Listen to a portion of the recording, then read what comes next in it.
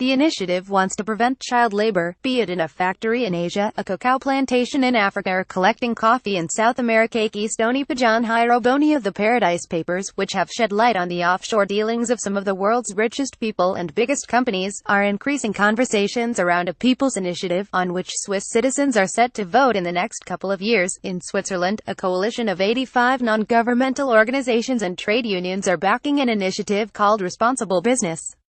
It aims to make Swiss companies comply with human rights and environmental standards when they operate abroad, or be brought to account before Swiss courts. It has already gathered 120,000 signatures to force a nationwide vote on the issue. The initiative text is currently being examined in Bern. For the government, the initiative goes too far. It fears that extra regulations could hurt Swiss businesses, which may simply move abroad, and that existing rules suffice. The Federal Council said it does not plan to issue a counter-proposal to the campaigners' text, but a Senate commission announced on Tuesday that it wants one. If the House of Representatives Legal Committee makes a similar request, Parliament will be forced to draw up a counter-proposal.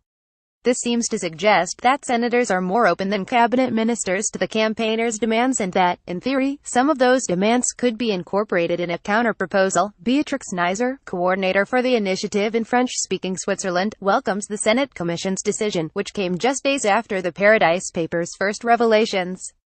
But she fails to see any direct link between the two. There are major concerns about this issue among the population, she said. Last week, we released the results of a survey conducted before the Paradise Papers came out.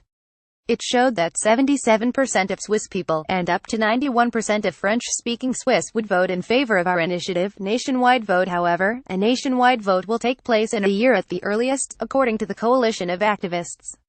And experience shows that support for initiatives tends to decline over the various stages: examination by both houses of parliament, recommendations by political parties and groups, and the actual vote campaign. Nevertheless, the Paradise Papers and earlier revelations are bound to provide suitable ammunition to campaigners urging more ethical behavior. The Paradise Papers is a trove of leaked financial documents, mostly from law firm Appleby, that expose dealings with tax havens by top public figures and companies, ranging from Britain's Queen Elizabeth to the Swiss-based commodities trader Glencore.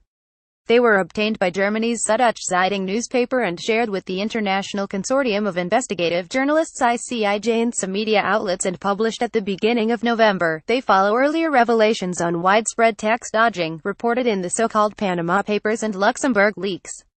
Translated from French by Simon Bradley. Form for signing up for free newsletter. Sign up for our free newsletters and get the top stories delivered to your inbox. The following content is sourced from external partners.